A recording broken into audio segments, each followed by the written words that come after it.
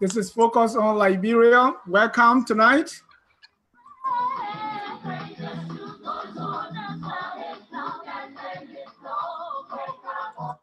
Let's enjoy the song Wake Up Mama Liberia as we get settled.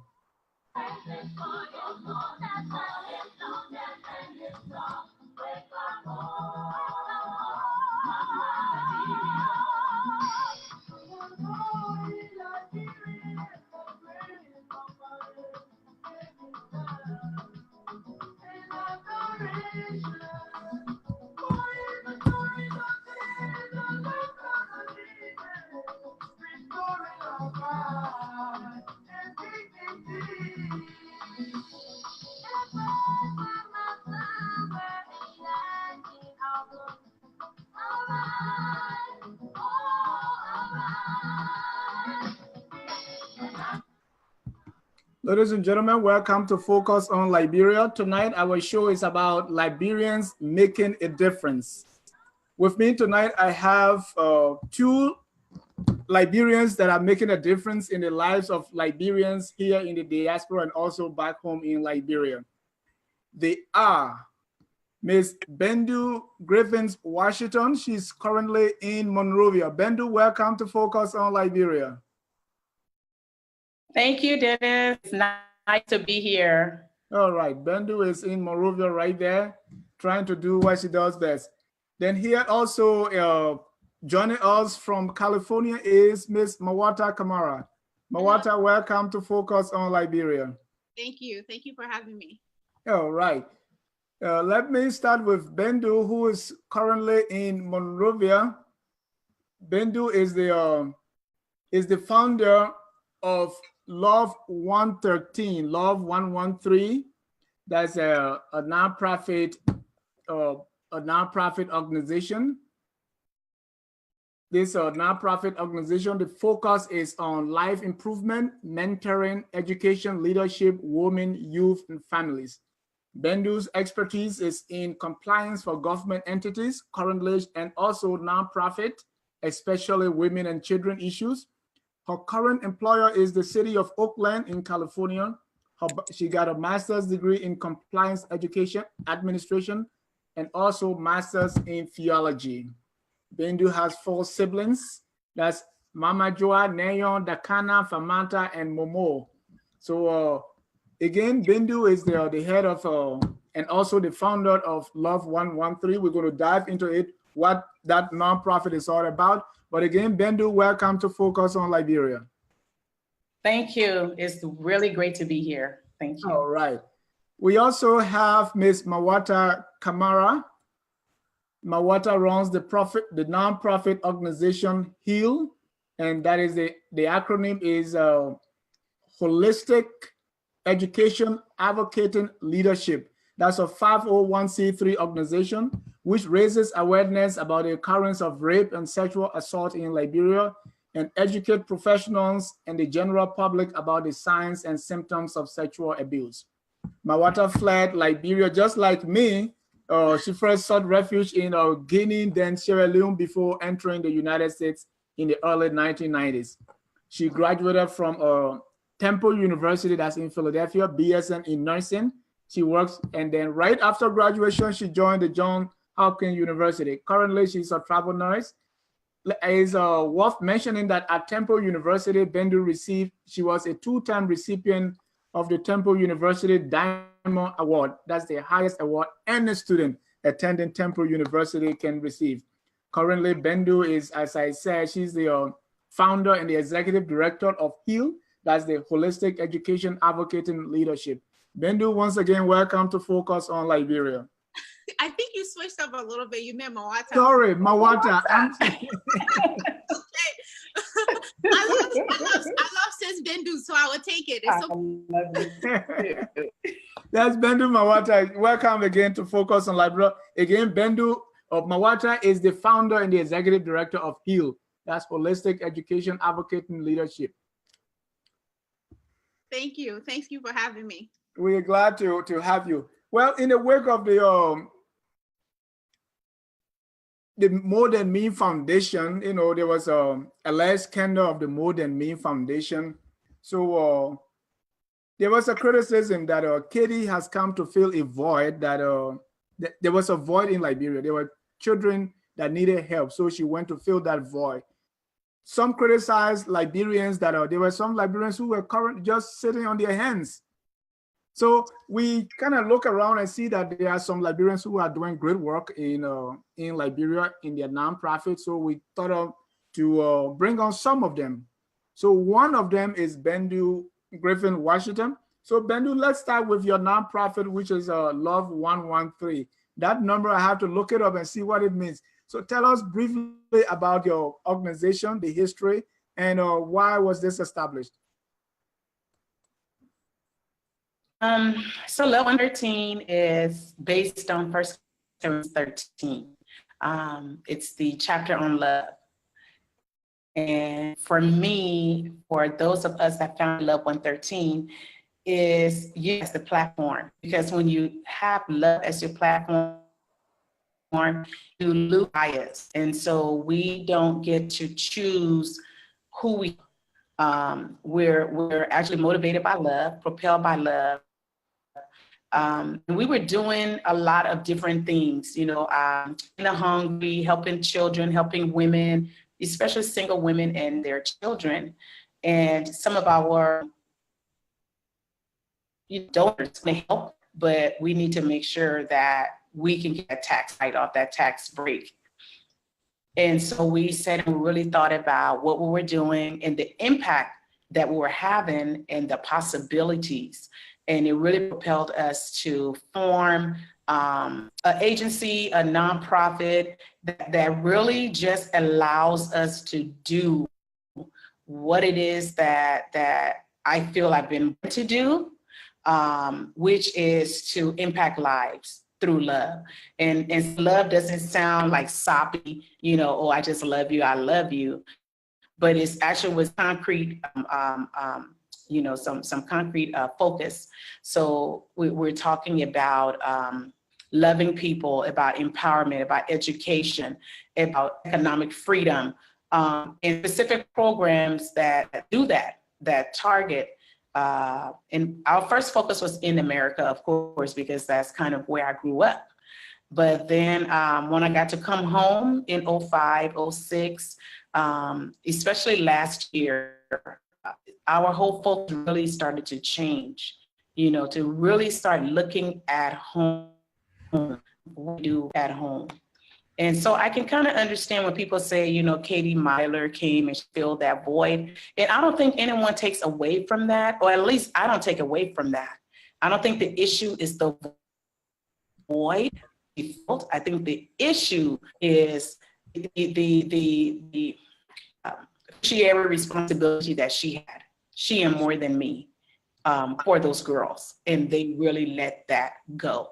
So don't take away from what More Than Me did. I will never do that. But I also condone what they allowed. So we're not sitting back.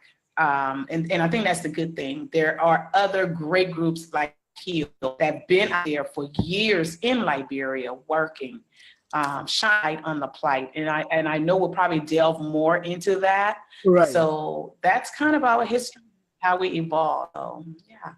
Yeah. Okay, good one. Mawata, let's talk about H.E.A.L. Okay, what is H.E.A.L? What do you do? H.E.A.L is a lot of things. When I started H.E.A.L, I went to Liberia with this lifelong dream of opening a school. when I went there, what struck me the most was the rape and sexual assault epidemic. Now, it was particularly troubling. I connected to the issue because it had been a problem in my family as well.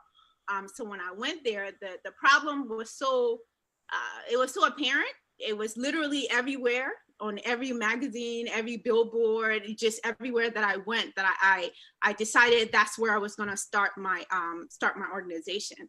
When we started the organization, now speaking of organizations and groups in Liberia, or Liberians not doing anything, as we stated to begin, the reason why H.E.A.L exists today is because of organizations in Liberia started by Liberians who are doing something. And one of those organizations I'm going to bring up right away is Think Liberia. The founder of Think Liberia, who deals with girls who are victims of rape and sexual assault, a very big organization who's been there during the war and after. The founder of the organization connected to my platform, which was to bring forensics to help out with the rape cases in Liberia. Because of her and other organizations similar to those that we unfortunately in the States do not hear about, is the reason why H.E.A.L existed. So it was my drive, my platform, and the fact that I was able to connect with a lot of other Liberians in Liberia who wanted to make a difference is why I was able to do some of the things that I wanted to do with awareness, and working, spreading spreading the news of what's going on in Liberia, and continue to operate. All right.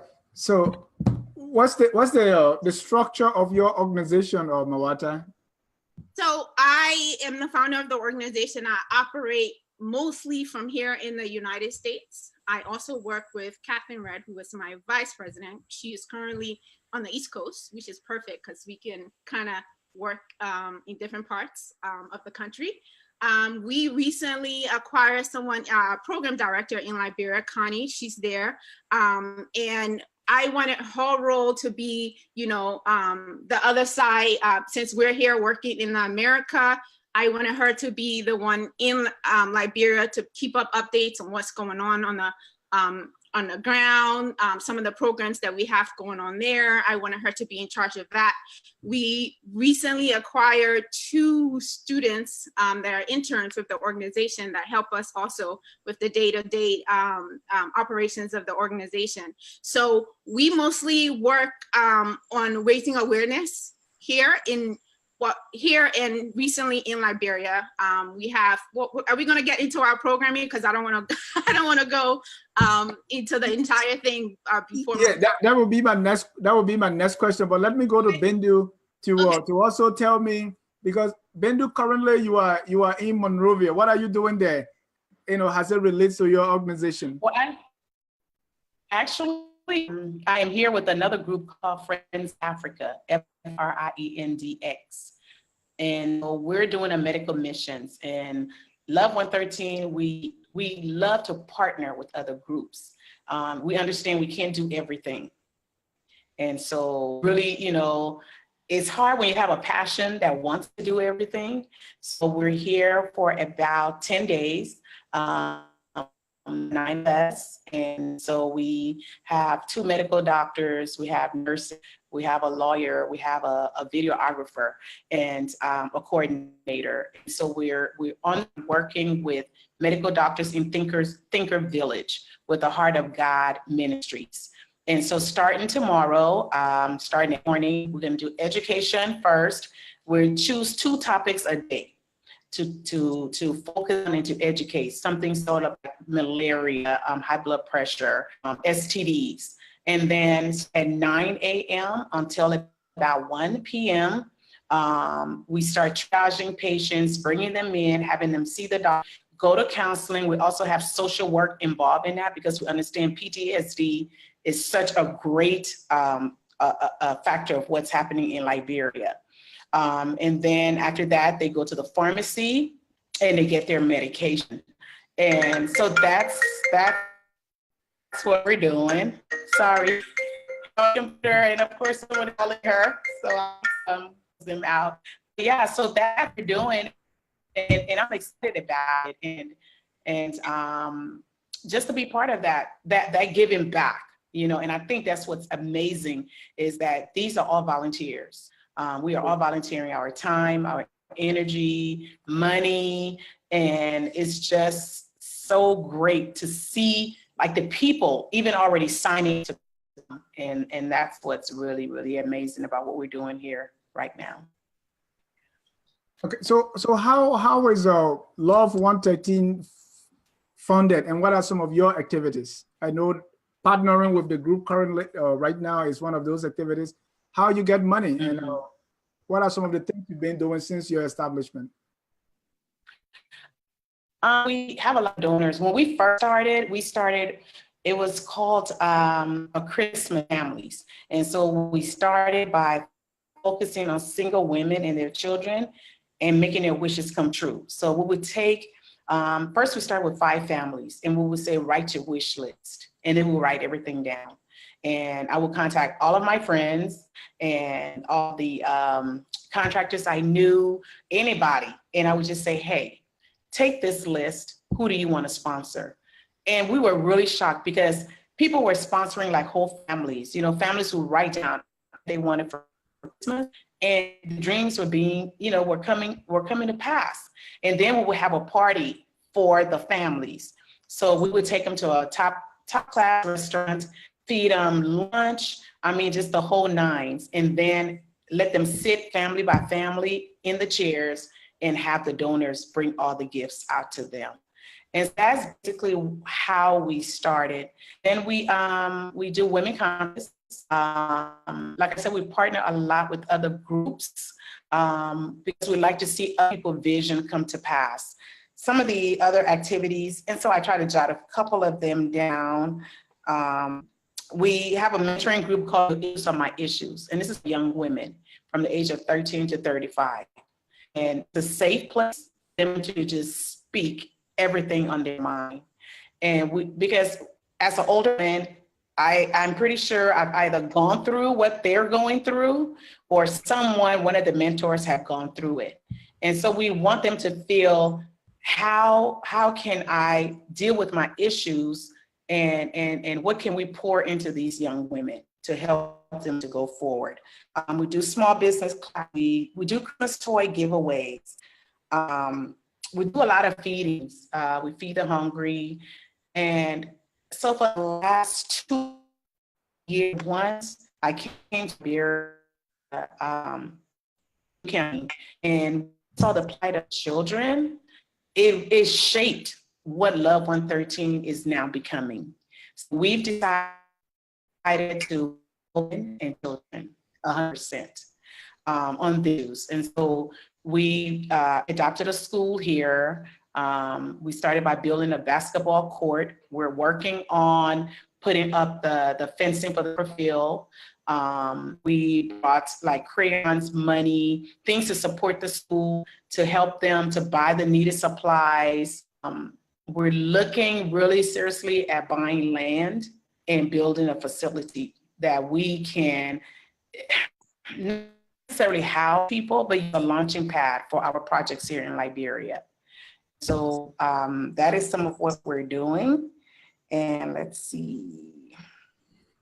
I think that's pretty much one big thing we're ready to is an import-export class. We're literally going to do import-export because we believe that when we people here, we need to be able to help themselves. Right. So there's a lot of things in Liberia that we can use in America. We go to other people and buy oil. We buy the smoked fish. We buy all the things that we want to cook here in the States that our people back home can be sending and making money. Yeah. And then they're consuming items that we can be the ones on the other side to be importing into the country. So that's one of the big things that we're getting ready to do, a 12-week class. So, yeah. Oh, great. I like kettle and bitter root. So when you come, yeah. So Mawata, same question. What are some of you? No, I'm not asking you for kettle. I'm asking what are some of your activities? What are some of the activities of H.E.A.L and how you getting the money to do what you do. Okay, I'll start with how we get the money first. For me, the experience with starting a nonprofit, it's it's kind of like, you know, starting your own business. You have to, it required a lot of investment into before I even got established. And I know the first year I started this organization, I think I spent close to $10,000 out of my own pocket. And a lot of it was just doing the you know, the baseline thing, doing the 501c3, the programming in Liberia. Some of the programs that we do here that a lot of people know of is the Palava Hut, which is basically a dialogue of, you know, rape and sexual assault that is going on in our community. We have two documentaries that we've shown so far, and that program is mostly targeted to the adult population. And what we do is we show the documentary, we have a dialogue of the issue, and the last part of it is solution. What can we do next? Another way we get funding is to partnering with organizations kind of like Love 113. The Palava Huts that we've been doing here in California, we've partnered with them. We have a couple of different Liberian organizations based here in the Bay Area that we also been working with. I know Sis Lavetta, a lot of people know also Coalition for Justice in Liberia. We also work with them. In Liberia, we work with Think Liberia. So partnerships is very important. I'm very big on not reinventing the wheel. There are some organizations. So we have another organization. We have another program called My Childhood, Your Future, which is basically the program. It started off as a conference, a weekend conference for girls. We're supposed to be empowering them, talking about rape, talking about sexual assault, talking about career options, talking about you know, recovery after trauma. That took a lot of partnership with some organizations here in the United States and in Liberia. One of the biggest challenges with trying to program in Liberia from the United States is doing like the day-to-day things like doing errands, getting permits and things like that, finding halls. So one of the other ways organizations have been able to help us is maybe not necessarily money, but they'll allow us to use their space. Venue space is a very big thing. They allow us to use the space. Some people have volunteered to do things like print flyers for us, or design flyers for us. Some of the ways that we're also able to bring in revenue is our t-shirt. Our t-shirt designs, we were able to sell them to people, which was very helpful. We were able to get discounts from certain organizations or certain businesses, such as True Vision. They were very helpful with giving a discount on creating some of the items that we were able to sell. We also started our annual banquet. We started a banquet, which, you know, included having guest speakers, which included serving food and having sell tickets and having people come to the events. One of the third way would be, of course, through grants. That's very important. It's very hard to get it. It's very competitive. I have applied for a few, unfortunately was unsuccessful, but I'm definitely, I've gotten some, but it was minor compared to the cost of the things that we have to do, but we're still working on that. Our other programs include the Safe Touch and Safe Touch program. That was started in Liberia, has not been worked, and basically what that is a culturally sensitive program for children. And basically what we're doing with that program is trying to teach kids. One of the incidents that happened recently was when we saw the marching that happened after the More Than Me situation.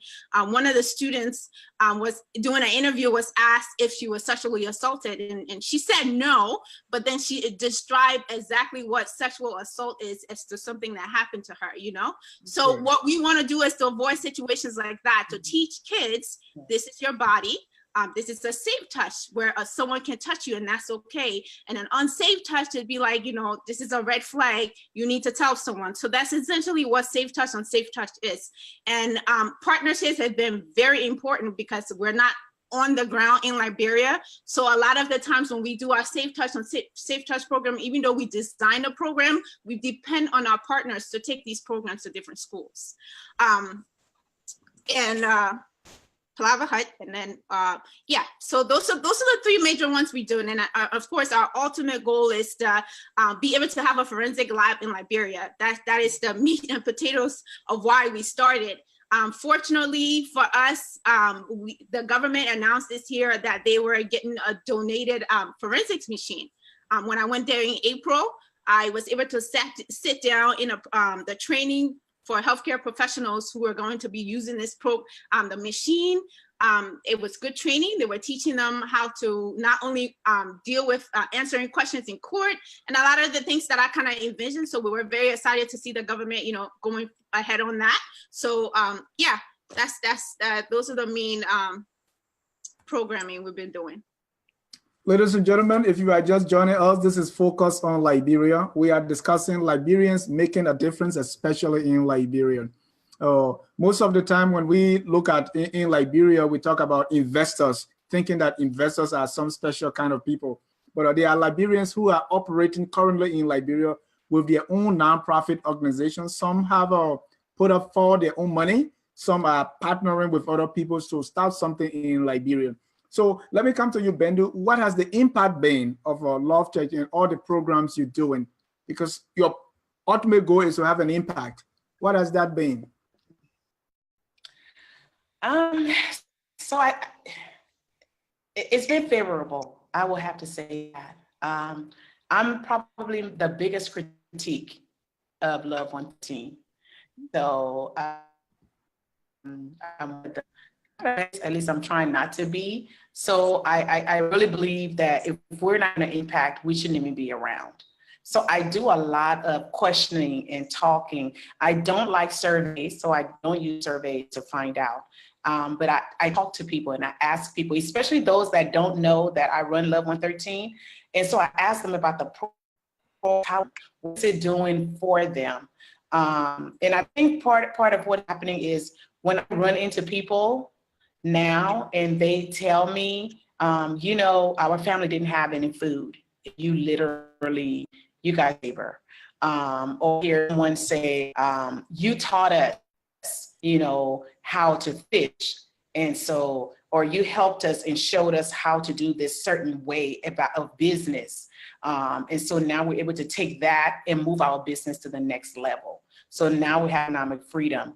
Or when I got the pictures back in the basketball court, and this school, something to me that was so simple, building a basketball court, but to see the program that they had like a dedication, cutting a ribbon, and to see the pictures and to get the feedback, and to see the kids playing where there was not a basketball court before for this school, or to see where we for scholarship for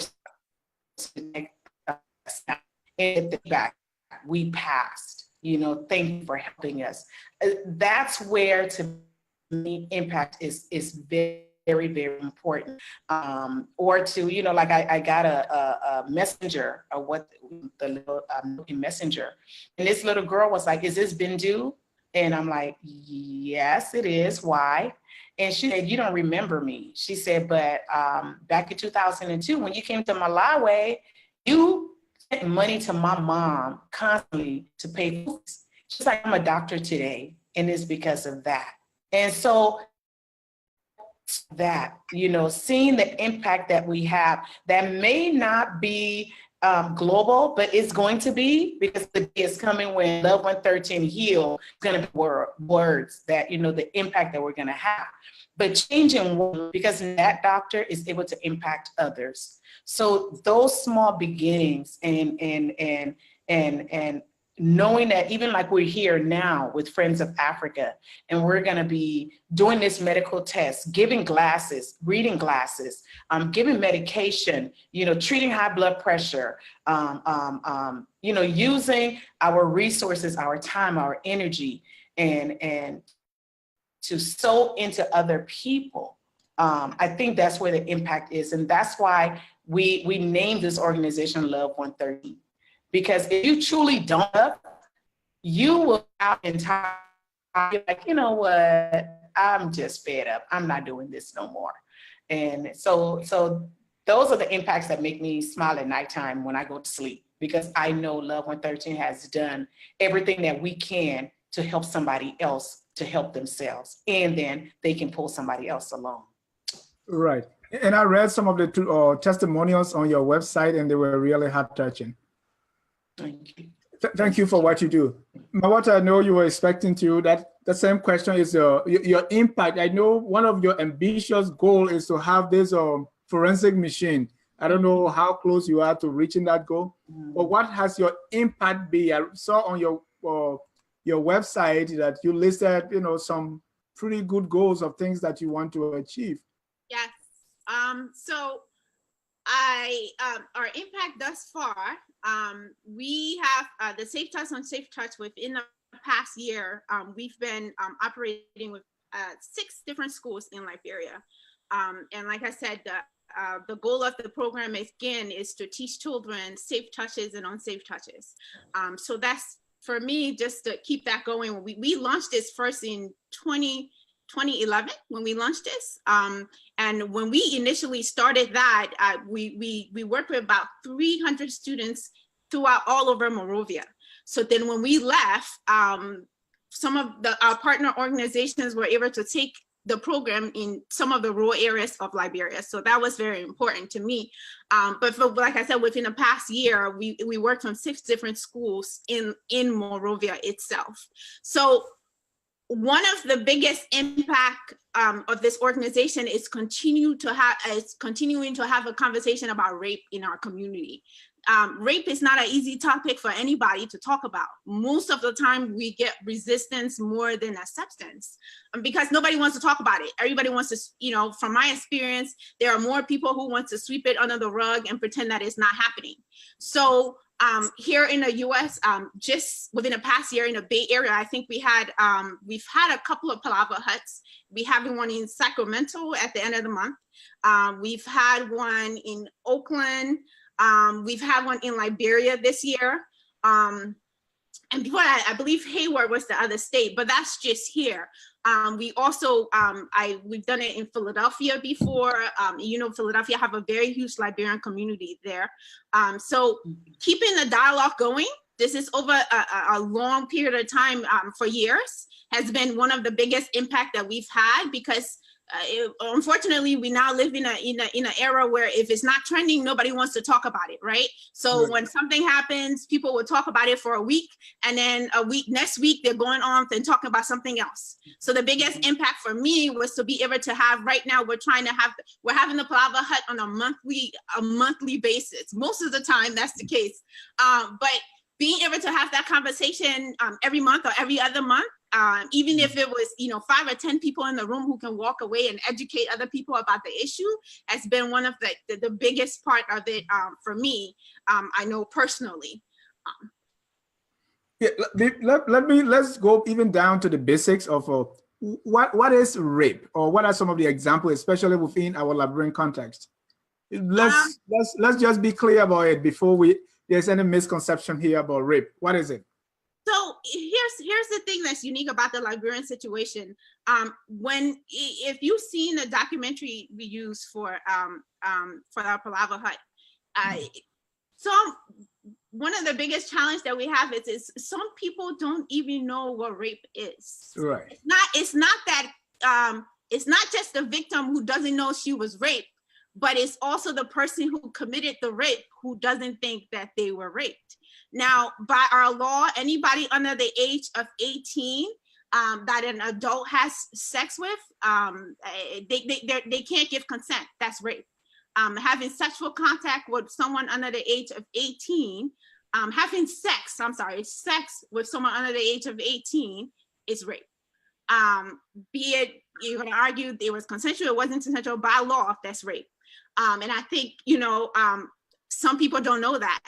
Some people, they either, ignorance to the law is never an excuse, but some people will say, well, she was my girlfriend. In a documentary, Small Thing, there's a gentleman that said that he's sleeping with, I believe she was 16 years old, and they asked her, they said, do you sleep with her? And he said, we just do Small Thing. And that's where the name Small Thing comes from.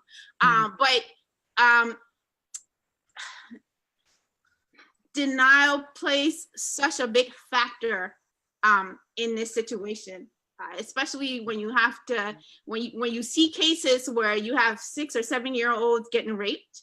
And when I say, and then there's rape and there is sexual assault, and there's touching without penetration. And then there is like, I can never forget the day that a 6-year-old walked into a room with me that looks like a baby. And she was trying to explain to us that someone in her neighborhood was raping her every time she goes to use the bathroom. I can never get that image out of my head. Children are being raped. They are being, you know, in their neighborhoods by uncles, by aunts, by people down the street, by teachers. So it's difficult to try to deal with that problem and then go into a school and then the teachers are saying, you know, oh, people, yeah, ain't ripping that one, that just, you know, that ain't the country. I ain't a bush they're doing that. They're not doing it in Monrovia, but you know, in the reality is we're actually seeing worse cases in Monrovia than they actually see in the rural areas. So, but yeah, what is rape? Rape is when someone forces themselves and has sexual relations with another person, be it a girl or be it a girl or a guy. Bendu, you any thoughts on rape? I was reading from your GoFundMe page, and you had some very horrible stories on rape. So I was wondering, okay, if these things happen, how is Bendu, who was violated in such a way, can turn back and say love 113? How you do that? It was difficult. To tell the truth, it was very hard. You know, I spoke before, and I told her, actually, I was raped when I was about 6 years old on the mission by one of the older boys, but he was not a little boy. He was a man boy. And the impact of that was like really horrible. And then even my story, I'm going to experience that at the hand of his husband, you know, to be raped in front of my boys, something that they never could erase out of their minds, you know. And it was hard, it was difficult. But for me, the love of God, that he loved me so much, and gave me still a responsibility to love people. And it was hard to love the perpetrator. I will not kid you, when the gentleman that me when I was younger, when I came to Liberia in 05, 06, I wanted to find him, not to like be mad at him, but to say, you know what, I forgive you. And I really thought I had, until I heard that he died a couple of years later. And I found myself was like, yay, you know, I hope he went to hell. And people like, oh my God, you're a Christian, would you say that? But I did not know how difficult and hard that was. And that's with Mawata, because what she's doing is so important, because people don't understand the impact of rape. It is not a one-time thing. And I wrote before that I'm not part of the Me Too movement, because it is not about a movement. Everybody's experience is unique to that person, you know. And so Me Too just kind of gave it some glamour, but Me Too also puts everybody into one group and safe name. So it's no longer those that were sexually assaulted, that were raped. It's oh, that's just part of the Me Too. They're just a bunch of angry females, which is what you hear in the media, you know. So, but the push, and like, then that's why I said Love 113 was important to me, because the push to go beyond and outside of yourself, to allow what happened to you to shape you into who you are and what propels you to make sure that that kind of stuff happens to anyone else. So I can't pick up the issue of rape, because it is really way too personal for me. But I can align with Mawata, who goes out there and she's impacting and teaching men, women, boys, girls. Our Liberian thing is really, really, really hard to get it. You would think even in America they would understand, But when you hear a grown person from the States, you know, come home, and then they come back and they say, man, I drove my car in a garage and parked it where nobody else ever parked before, you know, or wow, you know, those little girls are just this and that. And they sit in public and talk about it. You know, when you hear grown people like that, the educated ones, because someone would say they wouldn't do that, they're educated. That person wouldn't do that. They know they're a Christian teacher, they're this. So it was a nice teacher that raped me, you know? So I feel it, and it probably will always be there, but it's not making me bitter. Instead, it's propelling me to do everything that I can to bring that, not the awareness of the rape, because Mawata does that. Help these when they don't feel that it's okay for this to happen to me, like more than me, because I'm getting food, I'm getting an education. Right. So you know what? I'm just gonna put up with this. And that's what helps me to develop programs and bring freedom economically to these single moms, to women and children, so that they don't have to face that. I'm so sorry. And really, when I read your story, I was moved to tears. That's personal to me as well, because I have 10 sisters. So you know how many women are around me, and these things are very, very common in our Liberian setting. But thank God for you for turning that around, and now you are championing giving back out of love. Mawata, what's I know you are facing some challenges because all these NGO, we have our ups and downs. What are some of those challenges you're facing, you know, operating here in the US and also in Liberia, especially in Liberia? What are the challenges and how are you overcoming them, if any? So surprisingly, you know, trying to run any organization, the biggest challenge would be getting funding. That's not the surprise part. Getting funding. You know, when you start an organization, it's like, you know, starting a business. Not everybody wants to invest right away. A lot of people, my coworkers have invested, my family, some of my family member, you know, come to my events, and even support from some people has been, you know, phenomenal. You know, and unfortunately, like I mentioned before, we are a generation that kind of deal with things as it trends. So after the trends die, maybe not everybody wants to talk about rape. Not everybody wants to fund a program that has to do with rape. So that's that, you know, finding means to keep the funding coming so we can continue to do what we want to do. Because I certainly don't want to invest $5,000 to $10,000 of my own money into an organization every year. Because you know, reality is I have a daughter, and you know, and I have things that, you know, personal needs of my own. But the biggest challenge for me with this organization is stepping out and deciding that I was going to do this no matter what it took.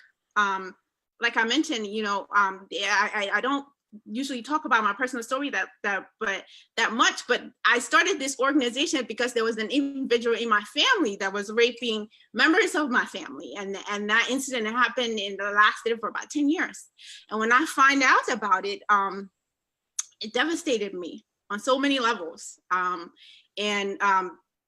Dealing with that was one of the biggest challenges of it all, because I not only pushed forward with the organization, I cut people in my family off. One of those people was my own mother. And if you know me, and if you knew me as a child, you know, when I first came to, you know, America, when people asked me who your hero was, that answer was always my mother. So when it came to starting this organization and I had to make certain decisions, you know, there were people that raised me. There were people who fed me when I was in Liberia that I thought made wrong decisions that were not in the best interest of the people that they were supposed to protect. And I had to let them go. To this day, it's still a struggle. It's still a struggle. And what kept me going was the fact that if I here who started this organization, who can feed myself, and I went to school and I got educated, and if I can face these challenges, what must it like? I can't imagine what it must be like for a girl in Liberia who doesn't have the same opportunities as me. Right. To be in a home where somebody is hurting her, or someone she loves, and she can't do anything about it because she doesn't have the opportunity to get up and go and get mad and walk out the door and say, I don't want to deal with this anymore. I'm going to cut you off, or I'm going to go to school and be by myself. So as hard as it was for me, always going back to Liberia and realizing that this was so much bigger than me, was the biggest hump I had to jump over. Yes, that's really personal. And I thank you for the courage. So same question, Bendu. I know you have challenges. What are those challenges, and what's the one thing that keep driving you to kind of press forward in spite of those challenges?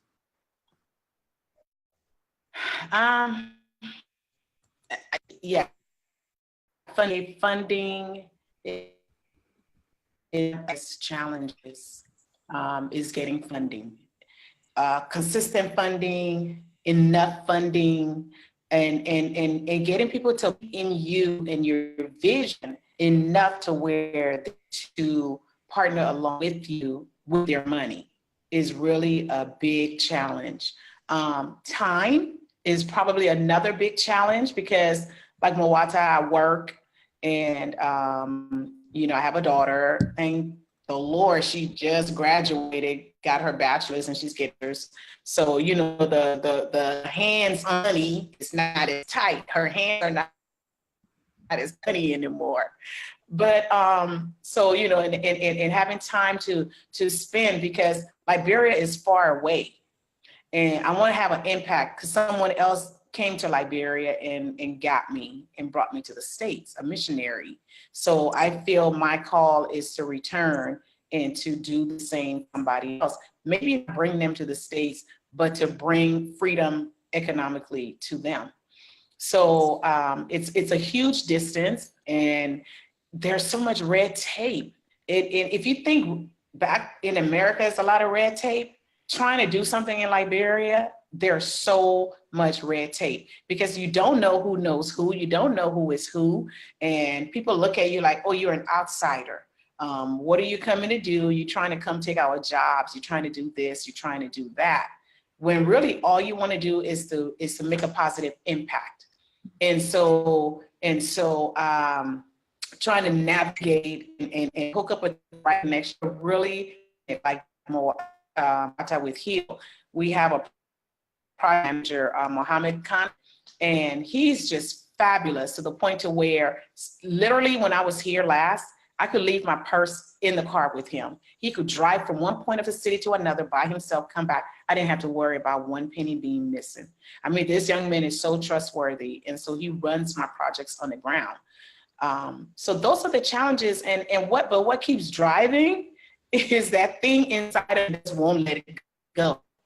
That there is that somebody that's like me, that needed someone to hold out a hand to and to pull along. And there's somebody there's yet that little girl, there's yet that little boy, there's yet that mother that maybe out of necessity have to tell her daughter, go over there and sleep with that man over there, because he would give us money.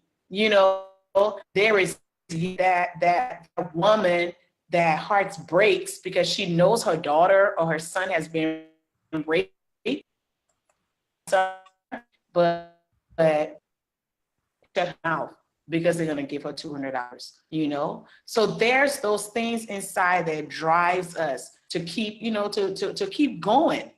Because if we stop, then it becomes true what you said people are saying, that we're sitting on our hands and we're refusing to do anything So comes somebody else and they try to fill that void, which I really, think that that's the case of what happened. Those stories then spread. And then we sit and we watch generation after generation after generation going through unnecessary hard times. So that's what it drives me. Ladies and gentlemen, once again, welcome to Focus on Liberia. We are discussing Liberians making a difference. My guest tonight is Ms. Mawata Kamara. She's the founder and executive director of H.E.A.L. That's the holistic education advocating leadership. That's H.E.A.L. It's a mouthful. It's a lot. And I also have Ms. Bendu Griffin Washington. She's the founder and executive director of Love 113. Right now, she's in Liberia on a mission, partnering with another organization to give help to fellow Liberians. And while we were talking about rape, there's a comment here on Facebook from someone watching us from Lofa County, Phils D. Vavi. She says, rape is a serious issue now in Liberia, which nothing much is being done about it. Few weeks ago, an 8-year-old girl was raped in Lofa, and up to now, nothing is done about it. So that's the story. And we were talking about the one thing that drives you, Mawata. What is that one thing also that can break you, to say, well, I give up. This is too much for me. I hope that's not the case, but what is that? I just, I think since Bendu spoke on it a little bit earlier, it's one thing, I think, to go into a community and try to teach, try to teach people that, perhaps don't know about the impact of rape, perhaps who don't even know what rape is, and there's education and stuff that needs to be done there. But then it's a whole nother situation with dealing with people who should know better. So many times, and I kind of share a little bit of my personal story with you. So many times, you deal with individuals who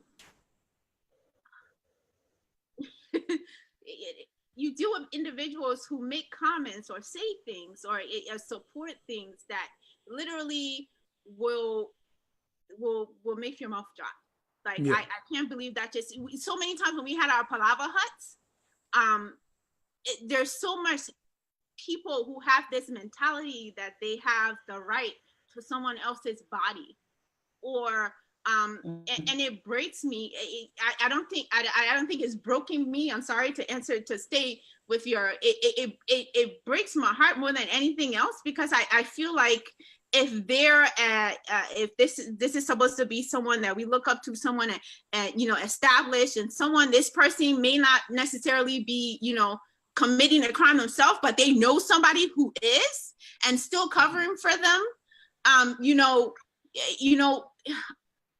This whole recent issue with the More Me Academy, I don't think that it was so unique in that it's not going to happen before. Oh my God, how can this be happening? Because this has been an issue in Liberia for decades. Yeah. But what broke my heart is that the fact that people who were condemning the organization there were a lot of things going on a while back that didn't say anything. And I wish it was different. One of the things that really bothered me, I don't know much about more than me. Like I mentioned to you before, there was times when H.E.A.L reached out to them to work with them to do the Safe Touch on Safe Touch. But one thing that really, the first thing that caught my attention about this organization, which is why I wanted to work with them, was the fact that, the way they started the I Am Abigail campaign. Abigail was a victim. Her name was not supposed to be on anyone's forehead. It was not supposed to be on any paper. It was not supposed to be anywhere. because anyone that works with victims of rape and sexual assault knew that one of the first, especially when it's a minor child, one of the first things that you should do is protect their identity. You protect them. And when I see things like that happen, and people who are supposed to, you know, people, when I say people, not even people, the government who's supposed to intervene and stop that from happening. And when that doesn't happen, when organizations who are put in place to protect the children are not doing what they're supposed to do, it makes me feel sometimes like, geez, can I really have an impact? Like I am just this one person with this one organization, and then there's an entire system. This is, you know, the issue of rape is a systemic problem. It's not just, it's a cultural, it's laws, it's a systemic problem. So sometimes I get overwhelmed. I honestly get overwhelmed. And when this whole situation came about, you know, a couple of weeks ago, there was a time I didn't even want to speak on it. I didn't even have to, I just felt like, wow, it's happening now. People are gonna get mad for a couple of weeks, it's gonna dial down. And then there's gonna be another case, and then another case. And what do we do? What do we do to stop it from happening? And can we act fast enough? Those are questions that go through my head sometimes, and I really just want to be like, oh my God, I don't know if I want to move forward. But then, you know, we have no choice. And we have to keep going. Yeah. And that's serious. Bendu or Mawata talk about you are against a whole system, a whole troop is against you. And one thing she said is, people you expect to know better, sometimes the things that come out of their mouth or how they understand or perceive these things can be really surprising. So same question to you. Do you have a breaking point? I know love covers a multitude of sins, and you know, God is love, and love. We don't want that breaking point, but do you have one when you, especially based on your experience working in Liberia?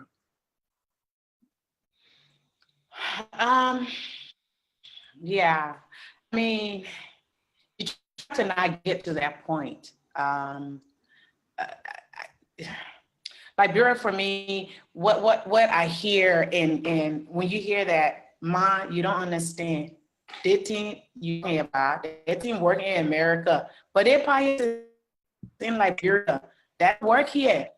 When you hear that, and you look at a people that have been beat for so long, to where they've come to accept being beat. You know, I call it the traumatic wife syndrome, you know, where they have people that beat, you know, beat on the husband, can just beat the wife down. And then when the wife say, you know what, I'm leaving, then the husband go and buy some roses. Then he comes back, he beat her down. And then when she says, I'm leaving, then he said, let me buy you a car. You know, and Liberia is kind of like that for me in all situations. When you talk about helping the schools, it gets a little disconcerting. So let's say, you know, we say we're going to do this for this school. We do that. And then all of a sudden it's like you then become the God complex, right? It's, Mom, we need this. Mom, we need that. Mom, we can't do nothing without you. You are our everything. You are our mom, you are our papa, you are our sister, you are our brother, you know, you're our everything. And you want to do it, but you really can't do it because you don't have the funding. And the government or the agencies are not, to me, as open where you can just walk in and say, you know what, I have this vision for my country. This is what I can offer. This is what I can do. Will you partner with me so that we do it? So that even if you don't give us one penny, that's fine. Open a door, get access, make that connection, make a call. You know, or to see people in positions where they have the I've made it complex, and now they just have to make it on their own.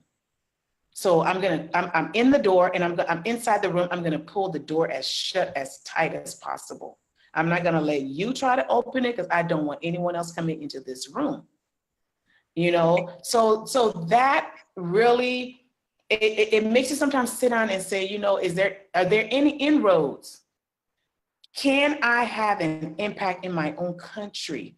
Love 113 has done what we've done in the States. We do what we do in the States. When we need funding, we don't have a problem. We get city funding, we get government funding, we apply for funding, we get funding. I'm not saying we get a whole lot of it, but we submit programs and they understand because they see what we've done, they see our track record, and they're willing to back it in these.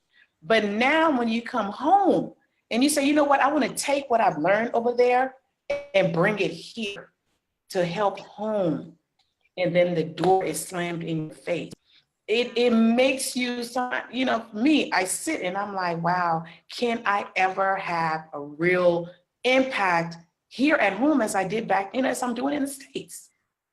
You know, can I really make a difference? Will the government agencies, will the ones that are the keepers of the doors, will they be willing to even open the door a little bit to grant access so that I can really actually do something and have the freedom to be able to do for our people? And that's what it is for. It's for our people, you know, without any strings attached.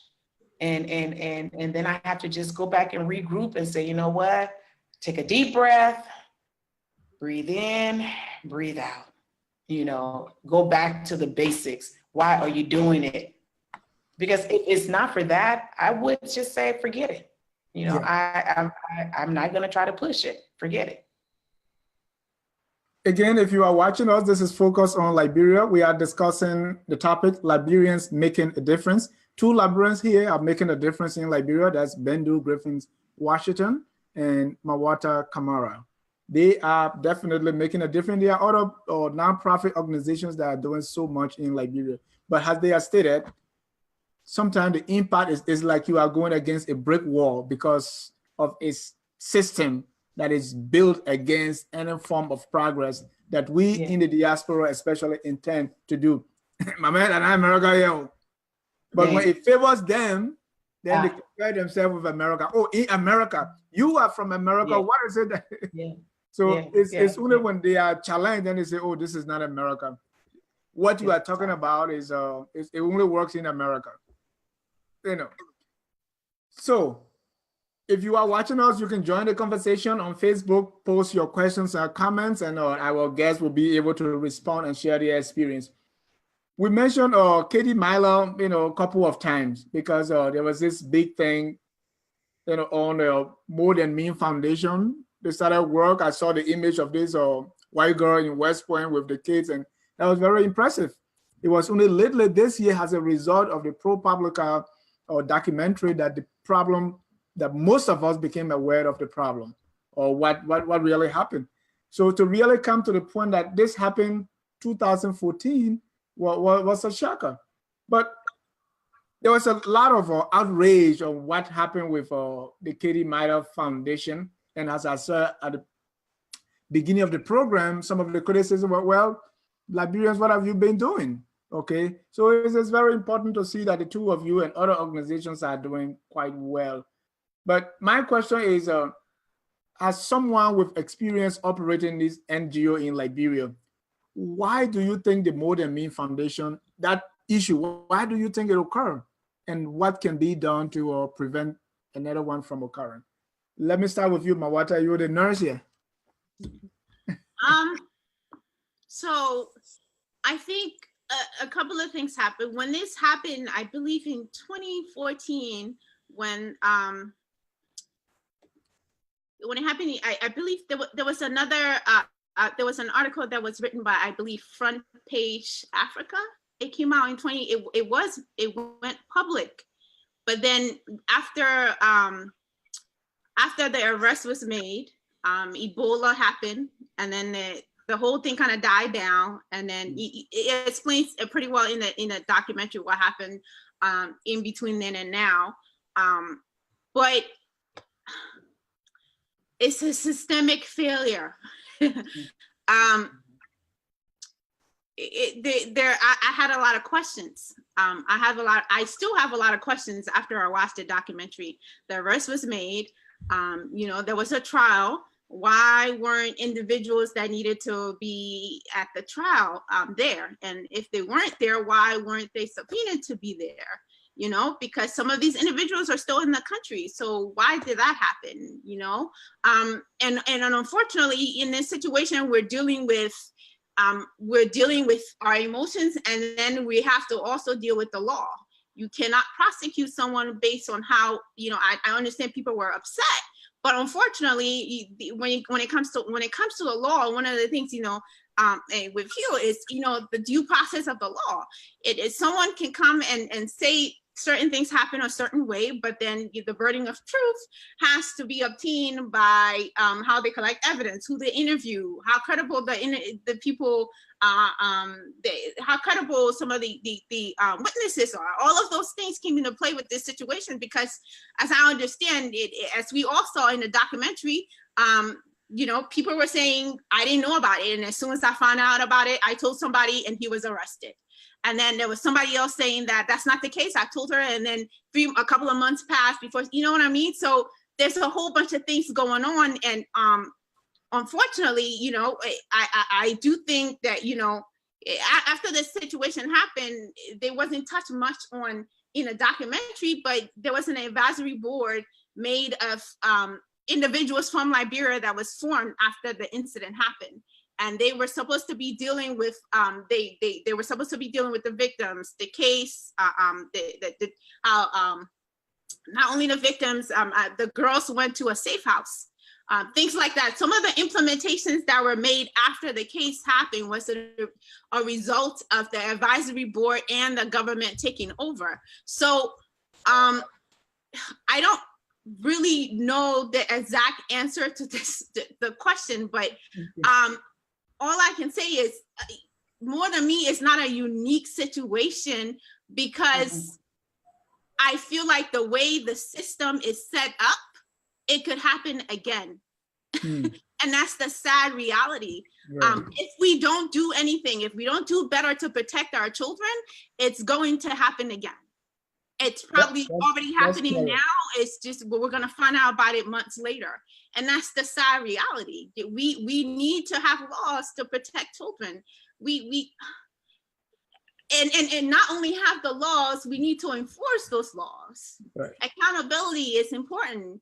Teachers that come in contact, it's what, 2018, a lot of the people that are in administration and run organizations that deal with children have been overseas because of the war, and they've been exposed to a lot of other systems in place.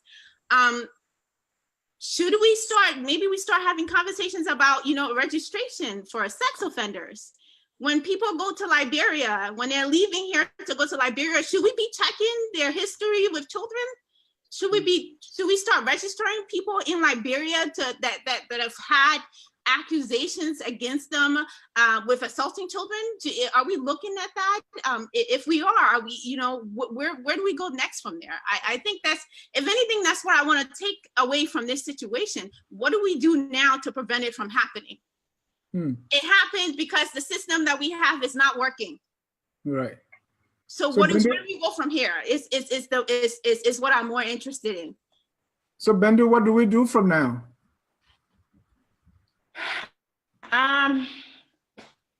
You know, I sat and I wondered, how did Katie Myler, coming from nowhere, manage to raise the huge sum of money? You talk about the Bill Gates, you talk about, you know, Obama, you talk about the government giving her money. And someone said something to me that made sense. They said Katie she's very smart, she's not stupid. She carried a camera with her everywhere she went. So even during Ebola, that camera followed her to show exactly, hey, this is Katie. You have, and I'm very blunt, you have a white girl in a midst of a bunch of Black Africans, and you know, she's running around holding babies. Ebola is going on, and she's here, and people are running away from the country, even government people running away from the country. And so we look at it and we're like, wow, we stand in awe. Now you take a person and you put them in the same situation, doing the same thing, and people will say, especially if they're another Liberian, oh, she just home. Somebody made a comment to me recently. My suitcase, I thought God left on the plane. Said, oh, I heard it was your suitcase. I was like, she's fine. She's a Liberian. She knows what to do.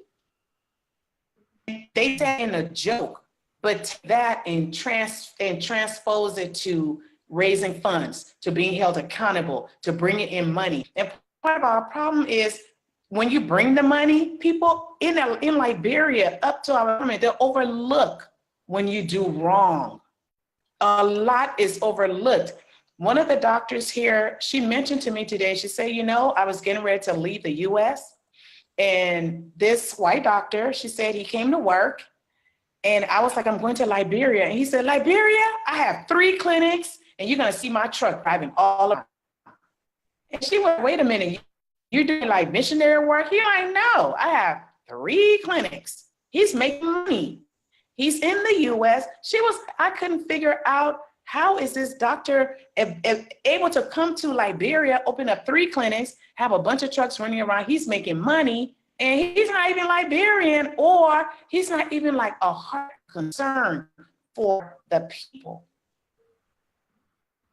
So accountability, when we talk about accountability, and we've been talking about this for a long time, if the nonprofits are not held up to a standard, we're going to see the same thing happening. Not just the nonprofits, it starts deeper in the ones that make the laws. If the laws are sleeping with these little girls and boys and nobody's doing nothing to them, we hear stories, etc. And like I said, for 2 weeks, 3 weeks, we all talk about it, we're mad about it, then it dies down. And then the next case comes and we're mad about it and we talk about it and it dies down. Katie Myler, the Northern Me situation is no different. It's not that our government didn't know about it. Like Mawata said, when it happened, about it.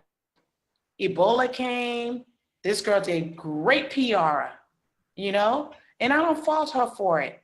That's what she did. But the organization is still going on. Nobody has been brought to task for what happened to these girls. Nobody. So I wanted to add something. Since Bendu, I'm sorry, I don't want to, are you? No, go ahead, go ahead. So I wanted to, you know, I know this is a little bit off what we're talking about here, but what I'm hearing from what Sis Bendu is saying also is the importance of us of telling our own story. Because unlike anybody else, we are personally connected to Liberia. We cannot, you know, say, oh, you know, I'm not going to be Liberian tomorrow. No matter what I do, that's a part of me that I cannot take away. My kids are always going to have that connection. It's very important, I think, for us to start, you know, as a community, to start investing in telling our own stories. Yes. The media is very important. What you guys are doing is very important. Supporting local media on the ground who give us an opportunity to tell our story from our perspective. And, you know, more importantly, you know, I'm not saying that, you know, any other NGO out there that has other people from other nations don't have our interests at heart, but I'm saying we who are personally connected, who cannot just, you know, just walk away. It's also important to give us a platform to tell our stories. And, you know, there are organizations in Liberia doing amazing work against this for this issue now. They've been there for decades, but they're not getting, people don't know about them. So how can you support something you don't know? So it's important for you guys to tell the story. It's important to give those people, the voiceless in the country, a voice, so that other people who hear the story can tell somebody else so they can get the support that they need. And that is important. We are focused on, like, bro, we try to do our part. And you mentioned that before, Mawata, about we are interested in what is trending. Right now, how many people are interested in hearing your story? How many people are right now interested in watching this live broadcast, not even 20 or 30. But I bet if it is some G's, you have like 400 person watching. So, so Bendu, before you continue your thought, so what is that advantage that I think that's where it is now that Katie had that you don't have? Because Katie was able to raise millions and she had a big impact. She was well connected in our Liberian society with the government, with the power that be. What's our advantage that you don't have or that I don't have? I was there for like 2 weeks to launch my book. Man, I have many doors slammed in my face. There was a guy from Philadelphia who knew me and he looked at my face and said, well, I remember the name, but not the face. And I was laughing about it. Wow. What's Katie's advantage that you don't have, Bendu or Mawata?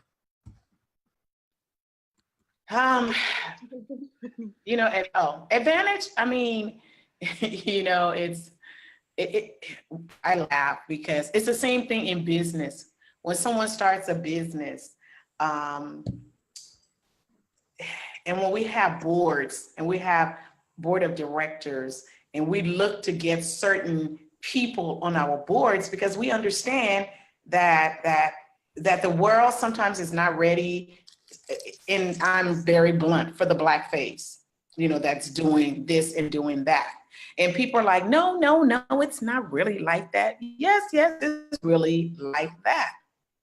But part of it is the ability to tell our story here. And that's why I appreciate you all so much, because you shine a light on people that no one knows about that's doing good. And I'm not saying us, but on a lot of people that are doing a lot of good, and you give them the platform to be able to tell their story. We have to learn how, and it's called toot your horn. You know, nobody's going to come in your car and push your horn for you. You have to learn how to push the horn for yourself. When we're doing something, we need to let the world know this is what we're doing.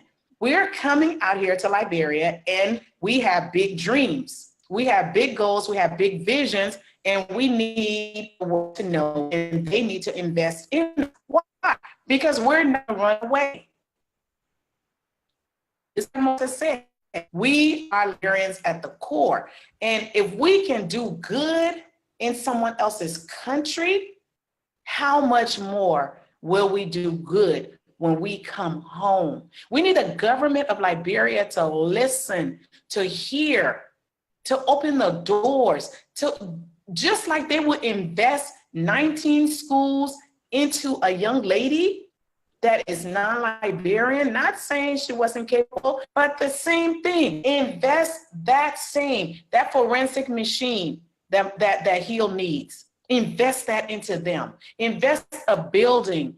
Give them the license, the opportunity to rescue these girls.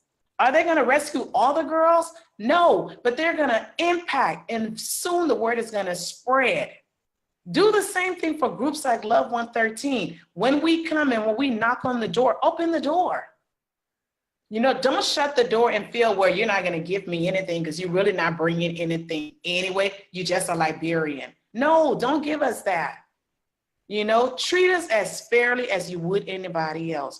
I would challenge the Bill Gates Foundation to invest into H.E.A.L, to invest into Love 113. You want to say you're saying good in Liberia, invest in somebody that's not just to have a school, that's not just going to do that, but holistically, bring a holistic approach. Let's teach these girls how to take care of themselves, how to open their mouths, how to talk, how to speak up. Let's have agencies and places where they really can go and say, you know what, that teacher is raping me, that teacher is molesting me, and have that teacher arrested.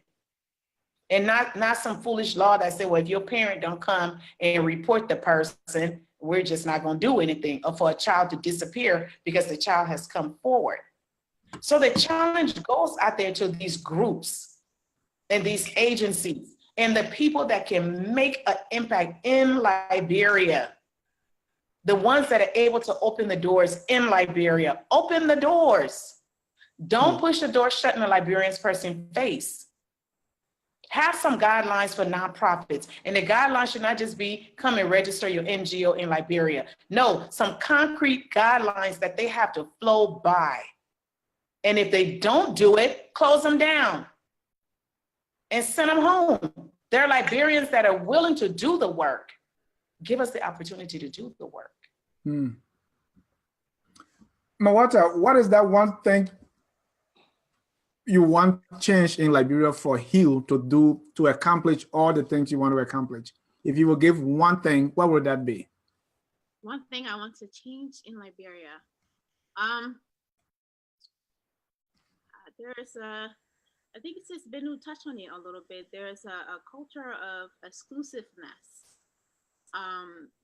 that happens quite often. I like I said, I was fortunate enough to go, you know, and have organizations open up to me and people who saw my vision and wanted to be a part of it. But another part of running a nonprofit, again, is getting funding. I think there's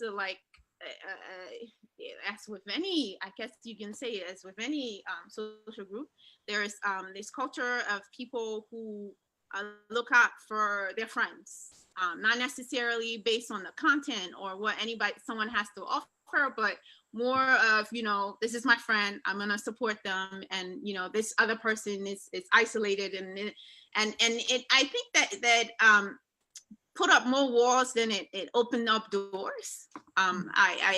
I've been fortunate enough to talk to some people, but surprisingly enough, just recently I had a altercation with someone who thought that, you know, I was coming with all this money because I have an NGO, because an NGO is supposed to have all this money, and how can you come with all this money and come and not want to give me some of your money? So, you know, and I get that a lot, and I'm like, you know, what are you talking about? You know, that's that attitude that because I'm coming from all the way over here in Liberia, and I'm sorry, America, and I'm coming to Liberia, I can't just want to do it because of the goodness of my heart, right? People are saying, where's all the money? What's another? You want to run for office? Was one of the favorite the questions I've answered so many times, and the idea that I don't want to run for office. I'm a nurse in America, and I had a passion for something, and I came back home, and I want to run a nonprofit based on that, and that concept is too hard for some people to understand. That it's not, and I really hope people would just get out of that box. I'm not, you know, I'm doing this because I want to. I'm doing this because it impacted me, and I feel like I can use my story to make a difference in somebody else's life. And I don't think even people who again should know better don't really, they still have that attitude, and unfortunately, it's it build up more walls than it open doors. Yeah, because sometimes the issue is not even the government, it's the regular people. Yeah, regular people. Because as long as you have an NGO, it means somebody give you this bags of money that you came to. So Bendu, one of the negative or the unintended effect of all this NGO work is having people who just have this dependency syndrome. So because NGOs are going in Liberia and operating, so people just sit there without working, expecting manna from heaven. What is your organization doing, or what can be done so that people can really be taught to work hard and get what they need to get, instead of depending always on our father in America or our mom is coming to give us money? How you train them to kind of divert from that mentality? You know, I started with my own siblings first, you know, because it got to where I changed my number so many times, and then I felt guilty. I gave them the number again, then I changed the number, then I felt guilty. Then, you know, because of that whole dependency syndrome. And it is true, when you give to somebody, that's what they come to know. NGOs come, NGOs give money, NGO move up the scene, the next one come, and it becomes a vicious cycle.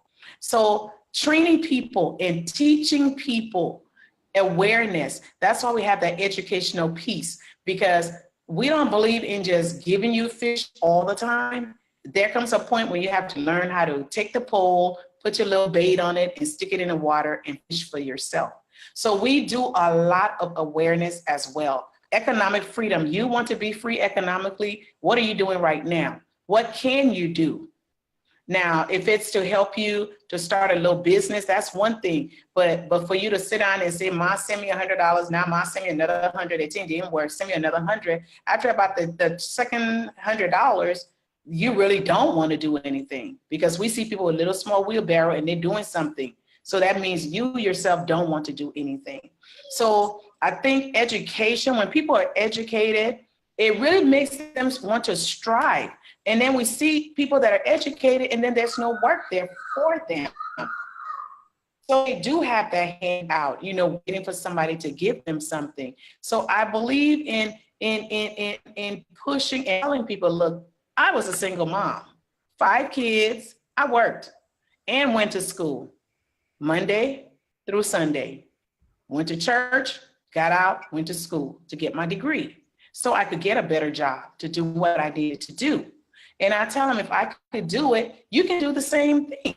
So if you want to see your life better, we can help you plot and plan and figure how to do it better, especially for women. I mean, I have a passion, and that's why my heart is so passionate for women and children, because I know I'm a woman, so I know the plight of being a woman, and I see what our women are going through here in Liberia. I'm not saying the men are not, but I see what the women and the children are going through. So to work with schools, because that's where a lot of impact can happen, where a child can be shaped to learn. Like I told my story today, we went to an orphanage, and I told them, I felt like an orphan. My daddy gave me away at 1.5 years to a missionary. I felt like they wanted me. I got teased. I never thought I'd be in the US. Thank God he made a way. And I told him, I said, but just because God made a way and I went, I had to work. I have to get up in the morning and go to work. I can't just sit and say, well, you know what, I'm in America now and I don't have to do anything. And I tell them the same thing. Start working right where you're at. Do with what you have, you know, and get out of that mentality of somebody owes me something. Nobody owes you anything. Otherwise, you would never move from point A to point B.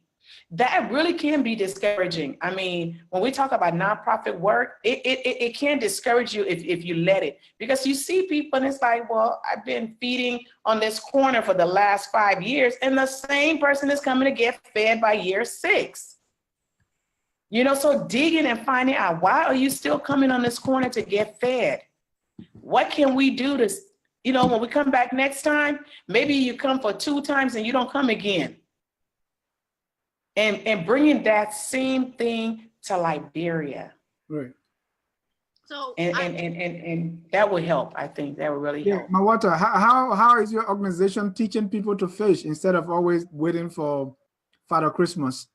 So I think that the way we do that is through the Safe Touch on Safe Touch, and what we do with the Palava Hut is arming people with the knowledge, like, you know, this is what sexual assault is.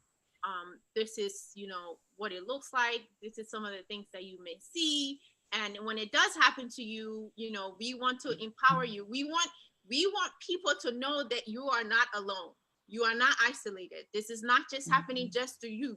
So when it does happen, speak up.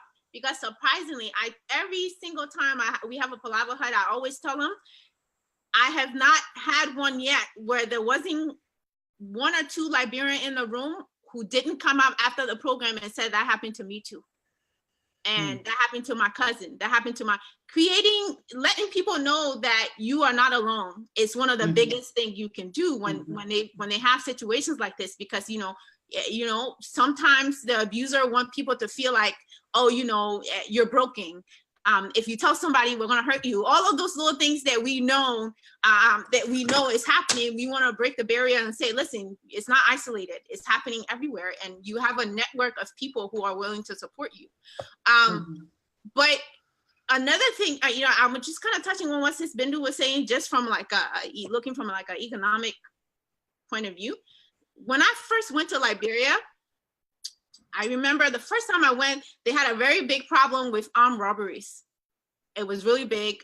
My family was afraid that I shouldn't go. My sister was afraid. I stayed with my uncle because they had a lot of incidences where people were jumping over fences. People were, I had a whole orientation when you go to the library in the car, don't put your hand out the car window because somebody will conject your cell phone and slap your face. Like we heard all the stories. Now, when I came back the second time, it was a complete turnover. And the difference between the first time and the second time was the pin. The motorcycle was there. Mm-hmm. A lot of the boys, the young men who didn't have opportunities, some of which who were participating in some of the armed robberies, didn't have a means to support themselves the first time we went there. And a lot of them were in the street doing some of the crimes that we were afraid of. But the second time, when the pin boys started moving around Monrovia, I was almost, when I was walking to the street, I was unafraid because I felt like I didn't just see, I remember when the first time I went, I was in Wata, a lot of the boys and stuff, they were laying down under the chairs and the benches in the evening time, and they're just kind of hanging out. A lot of them were working now. Yeah. A lot of them were working. And that's part of the issue that we have. It's just not, it's not, unfortunately, it's not something I can solve or since Bendu can solve. Yeah. One of our biggest problem is we need opportunities for our young people. Yeah. Some people aren't begging because they want to. Some people are begging because they have to. Yeah. So what do we do to be a part of that solution? What do we do to provide jobs for them? It's a very big question. Okay. And all of us has to chip in. We have to. Yeah. So if somebody wants to chip into H.E.A.L, how to do that? Tell us where we can find your organization, how we can get in contact with you. You can go to our website. It's www.healliberia. It's HEALLIBERIA.org. You can donate from the site. We have a Facebook page. We have an Instagram. You can find us on there. You can send us a message on there. I'm very, usually get back to you within a day. When we have a Palava huts here in the States, I'm always open to, accepting volunteers. Like I mentioned before, a lot of times people think that, if I want to donate, I can only donate money. That's not the case at all. You can host a Palava hut. You can call me from Texas and tell me, I have a venue here. If you bring the documentary, we can facilitate a dialogue and we can have the conversation. That's also a way that you can be a part of the process. All right. Bendu, how can we reach you? You can also reach me across Love 113's website. It's love113.com, LOVE113.com. You can find us on Facebook, Love 113 Inc. And we're on Instagram as well. And like Mawata says, funding is not always money. Money is not always just what we need, but those volunteers, volunteers that are willing to come and be a partners that are willing to come. And if you can't do it, but someone that can, making that reference. Hey, my business, my company is looking for someone to support. So let's adopt your nonprofit. Those are all ways to help out. And we really would appreciate it. Thank you. Well, it'd be a pleasure talking to two Liberians making a difference in the lives of Liberians. I really enjoyed talking to you. Before I let you go, I want to hear your final thoughts. Mawata, let's go first. Final thoughts. Thank you for having me. This is a long journey. It's been a couple of years.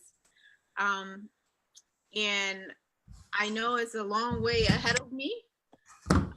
And I am looking forward. I'm always open to working with anyone in the Liberian community. At the end of the day, we're all in this together. This is not an isolated incident. We're all impacted by rape and sexual assault in Liberia and here in the United States. And I am hopeful because when issues like or situations like what have recently happened occur, people are angry.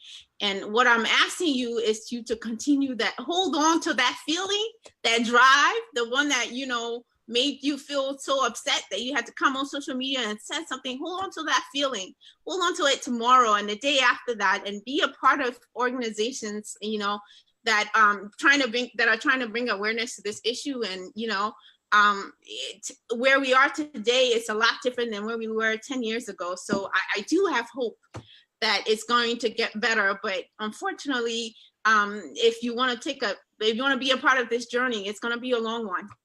And we have to be prepared for that. Yeah. Right. Before I go to Bendu for your final thoughts, there's a question here from Phils from Lo-Fi. Say, are your organizations only in Monrovia? She wants some in Vanjima or...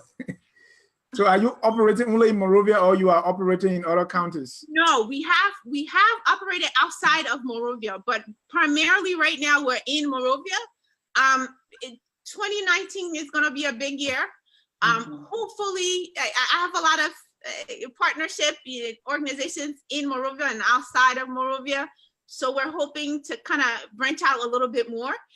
But however, we work with a lot of organizations that aren't only in Monrovia. So if you have any questions, if you need any help, if you can contact me any way, shape, or form, I can direct you to people who are working in places that you are at. All right, Ms. Vavi, Mrs. Vavi, if you are listening, you can contact, and that I think that would be the same for Bendu, that they are operating in Liberia, and you can get in contact with them and see what partnership they can have with your institution or with your school, your church, or your community. Bendu, your final thoughts. I'm excited. We here, like Mawata said, we're here for the long haul. You know, Liberian people, just get ready, because we're here. We're here for you. We're here to make a difference. You know, some people say you could just stay in America and do nothing. That's true, but that's not what we're going to do. We're here. We were going to fight together. You know, Mawata with H.E.A.L to bring exposure to the rape issue. Love 113 is working with women and children to bring exposure to other women issues, especially economic freedom for women. So we're here. And so when if there's a need in your area, let us know about it. Now, Mawata said, we will reach out to other people that can work with you there. And then when the day comes, we can pick up from Monrovia and we can move there, we'll move there. But I am excited. I'm excited because even for this program that's bringing exposure, because I really feel that person is listening, that can open that door, that is willing to fund, that have the money, that's willing to say, you know what, come and sit down and bring me, let's talk about what it is that you want to do that's gonna make a difference in a nation. The vision is not just local. The vision is for a nation. It's for the whole country of Liberia, from one end to the other end. So we're happy, we're here. Y'all watch out. Y'all will be hearing more about us, from us, and work with us. When we come to the area and we say, look, we need you to volunteer, come volunteer. We need you to step in and push with us, come step in and push with us. Government of Liberia, I appeal to you. You've heard us. You're Liberians, we're Liberians. We're here, we are children. We want to work together. We want to make a difference in the place that we all come from. Thank you. And we are focused on Liberia. We are so excited to be a part of this. Next week, we want to continue with this series to have to bring on at least 2 or 3 more Liberian organizations or Liberians that are making a difference in the lives of our people. Because you see, they say when you light the candle and you put it under the bucket, nobody's going to see the light. We want to try in our least way to give exposure, to let people know that these things are happening. Because to be honest, Mawata knew about you. There was another H.E.A.L that I knew about. I knew about you when my guest relations manager when they were making research and let me know. So if big man let me, I don't know about you, that means other people don't know about you. So, but we will all try to do our best so as to expose and let other people know. And that's how the information will be spreading. There are Liberian organizations in every state, and you were talking about Palava Hut. We can start to get in contact with the heads of each of these Liberian organizations or community organizations in these states, so that at least the first thing is to have that awareness to say these things exist. And I'm glad too that you are partnering with other organizations. That's very important, because there are too many fragmentations and too many of these little organizations, and we cannot do it all on our own. But when you partner, as we can see here, there are a lot that you can achieve. Last week, we were fortunate. We had some Liberians who were on the show that were vying for elected positions. Mr. Winfred Russell, he won as a member of the City Council of Brooklyn Park. Mr. Mike Elliott, and we want to say congratulations to Mr. Russell. Mr. Mike Elliott, he was not here, but we talked about him. He also won as a mayor of Brooklyn Center. And then we had an American we interviewed before who was running for, because we live in Georgia, Gwinnett County, basically. So there's an American lady, or a Jamaican American, running to become a representative for District 105. She too was on Focus on Liberia, and so she won. So we at Focus on Liberia, we are so happy and excited that at least we have fingerprints on it, and we know people who know people now. So watch out when you're talking to us. So, but we really want to congratulate them. And our friend Cesar Goya, who went for the school board, he was not successful, but he told me that there's a lot of exposure because of that. There was another Liberian who contested on the same school board, Maimun Quickly. She lost the election, because I think in their school district, you're talking about 800,000 people. So there was an uphill climb, but both of them had the exposure. And Cesar told me that definitely he'll be going back because he enjoyed what he did. And a lot of people are calling him now and say, hey, you were the most qualified, but it looked like politics got into it. So we are very excited what we're doing at Focus on Liberia. We want to do something like this. Is very difficult, and it doesn't get the kind of buzz that other things will get, because it's educational. It's something that is serious.